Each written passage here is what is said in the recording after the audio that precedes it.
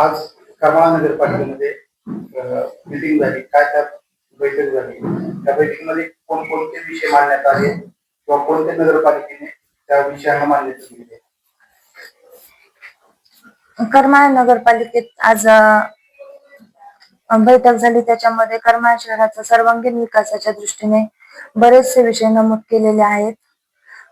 त्यामध्ये पहिलं म्हणजे करमाळा शहरातील सर्व राष्ट्रीय थोर पुरुषांच्या पुतळ्यांचे सुशोभीकरण करणे याबाबत विचार करणे आणि करमाळा नगर परिषद हद्दीतील प्रभाग 1, 2, 3 अशा सगळ्या जे विकास कामे रखडलेले आहेत त्याबाबत विचार करणे आणि करमाळा शहरातील मुख्य समस्या आणि मुख्य हे म्हणजे हद्दवाढीचा प्रश्न आज घेतलेला आहे. करमाळा शहरातील म्हणजे करमाळा शहरालगतच्या सर्व भागात हद्दवाढीची जिथं गरज आहे ते त्यांचा आज प्रश्न नमूद केलाय आणि करमाळा शहरात नगर परिषद हद्दीमध्ये वृक्ष संवर्धन समितीची स्थापना करून त्याबाबत विचार करणे आणि करमाळा नगर परिषदेचा टाउन हॉल आणि मुला मुलींची शाळा नंबर 4 समोरील जुन्या वर्गखोल्या निष्क्रिय करणे आणि सर्व शाळेतील मूलभूत सुविधा देण्याचा प्रयत्न करणे आणि सुभाष चौक ते छत्रपती शिवाजी महाराज चौक पर्यंत नवीन पाईपलाईन टाकणे आणि कसाब गल्ली ते कानाड गल्ली पर्यंत नवीन पाईपलाईन टाकणे.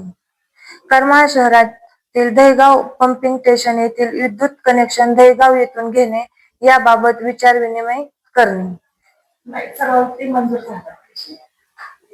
आणि करमाळा नगर परिषद हद्दीत अभ्यासिका बांधणे याकरता जागा उपलब्ध करून देणे. जीऊर MACB फक्त बुधवारी शटडाऊन घेतला जाईल. त्यामुळे पाण्याची सोय करमाळा शहरात विस्कळीत होणार नाही. म्हणजे आजचा सगळ्यात आगळा वेगळा आमच्या हद्दीवाढ हा विषय होता. खूप दिवसापासून रखडलेला तो सर्वानुमते मंजूर झालेला आहे. हे म्हणजे मोठा विषय होता तो मार्गी लागलेला आणि प्रत्येक विभागात प्रत्येक 1 ते 10 प्रभाग असतील ते सर्व कामे आमची आहेत.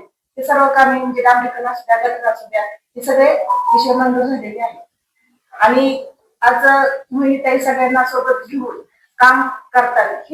मॅडम, आपण आता जे विषय सांगितले ते एकूण किती विषयांना या मीटिंग मध्ये संमती? आम्ही जवळजवळ 38 विषय घेतलेले आहेत आणि त्या सर्व विषयांना सहमती दिलेली आहे.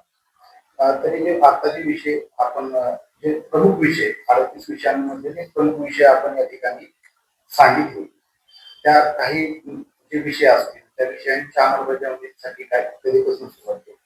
विषयांच्या म्हणजे आम्ही उद्यापासूनच सुरुवात करणार आहोत. त्याच्यातली मुख्य समस्या म्हणजे लगेच सुरुवात करण्यासारखी स्वच्छतेची आहे. त्याची आम्ही आजच अंमलबजावणी केलेली आहे कर्मचाऱ्यांना सांगून. पाण्याची करमाळा शहरातील जी समस्या आहे आता आपण सांगितलं की दहेगाव पंपिंग स्टेशनचं त्या संदर्भात सुद्धा एक समस्या मोठी आहे. त्याच्याविषयी कारवाई होणं गरजेचं आहे. त्याच्याविषयी काय आपण पाहू काय? दहेगावचं पाईपलाईन त्याच्या संदर्भात ते व्यवस्थित झाली तर करमाळा शहराला पाणी पुरवठा व्यवस्थित होऊ शकतो. त्याच्यासाठी आम्ही नक्की प्रयत्न करणार आहोत.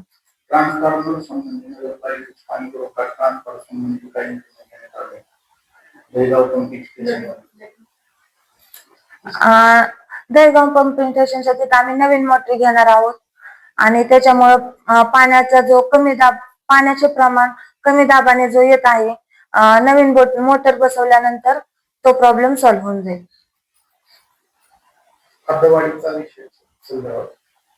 हद्दवाढ हा करमाळा शहरातील बहुतेक लोकांचा प्रश्न आहे. आतापर्यंत मला भरपूर असे फोन आलेले आहेत हद्दवाढीसाठी. त्याच्यासाठी आम्ही हद्दवाढ हा प्रश्न नक्कीच सोडवणार आहोत. थकीत जे कर असतं व्याज असतं नगरपालिकेचे नागरिकांचा त्या संदर्भात सुद्धा मनसेने कुठेतरी ते माफ करावा अशा प्रकारचा आज निवेदन आपल्याला दिलेला आहे. हा समस्या त्याविषयी काय नगरपालिकेची काय असणार कर विषयाची तर आमच्याकडे अर्ज आलेले आहेत. आता मीटिंग मध्ये तो विषय घेतला नव्हता म्हणून आम्ही फक्त तोंडी बोललो की ते 2% व्याजदर आहे पाण्याचं म्हणा घरपट्टी आहे ते आम्ही पूर्ण बंद करणार. हे जनतेच्या हिताचं आहे. आणि ते 2% टक्के घेणार नाहीत आणि त्याचा हे पुढच्या मीटिंग मध्ये विषय होणार. मीटिंग मध्ये विषय घेणार. हा, नफा योजनेतून करणार. करमाळ शहराचा सर्वांगीण विकास करण्यासाठी मी सर्व नगरसेवकांना माझ्या सोबत घेऊन तसेच नगरपालिकेतील सर्व कर्मचाऱ्यांना सोबत घेऊन करमाळ शहराचा सर्वांगीण विकास करण्याचा प्रयत्न करणार आहे. आजच्या मीटिंग मध्ये टाउन हॉल बांधण्याचा विषय मंजूर झालेले आहे. जुनं बांधकाम पाडून नवीन बांधकाम करण्यात येण्यासाठी पण मंजुरी घेतली.